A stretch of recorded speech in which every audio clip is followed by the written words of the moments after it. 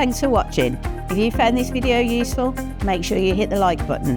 Click here to watch the next video, and finally make sure you subscribe to see all useful videos regarding the Viessmann product range.